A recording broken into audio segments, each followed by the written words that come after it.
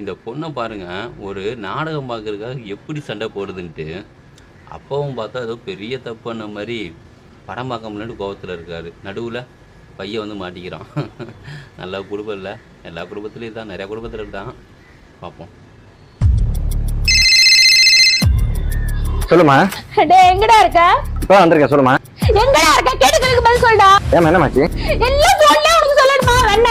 வீட்டுக்கு வாடா. சரி நான் வரேன். வரேன்றா நீங்க இருக்கட்டும்.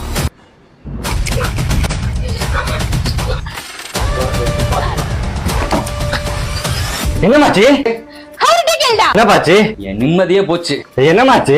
டெய்லி நான் வீட்டு வேலை பார்த்துட்டு இருக்கேன். என்ன நிம்மதியா இருக்க முடியல? எவ்வளவு வேலை, பாத்திரம் துணி துவைக்க எல்லா வேலையும் பார்க்கணும். நிம்மதியா இருக்க முடியல அந்த வீட்டுல. என்னப்பாச்சு? ஏண்டா நான் தினம் வேலைக்கு போறேன், இன்னைக்கு ஒரு நாள் தான் வீட்டுல இருக்கேன், எனக்கு பிடிச்ச மாதிரி நான் இருக்க கூடாதா? ஒண்ணும் புரியல, என்னன்னு புரியாம சொல்லுப்பா. கூப்பிடுறா கோபிநாத்த.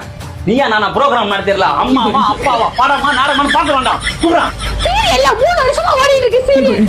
டெய்லி பார்த்துட்டு இருக்கேன். அந்த சீரியல் எனக்கு தூக்க மாட்டேங்க போறா. என்ன ஆச்சுன்னு தெரியல. அத பார்த்து விட்டாரே என்ன. கேடிவில எனக்கு பிடிச்ச விஜயகாந்த் படம் அம்மன் கோயில் கிழக்காலை போட்டுருக்கானுங்கடா. அந்த படத்தை பார்க்க விட மாட்டேன்டா.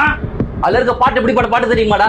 சின்ன மணி குயிலே மெல்ல வரும் மயிலே. இந்த படத்தை பார்க்க விட மாட்டேன்றாடா. அவன் இப்ப நான் தெரியலையே, எப்படி பாப்பேன்? நாடகம் தான் பாப்போம்னு சொல்லி உட்காந்து அழுதுட்டு இருக்காடா. நாடகம் என்ன பண்றாங்க? என்ன பண்றாங்க?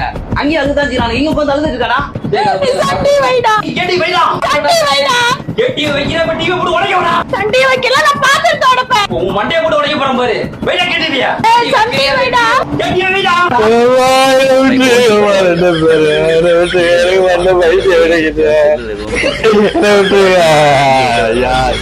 அவங்க நிலைமை யோசிச்சு பாருங்க.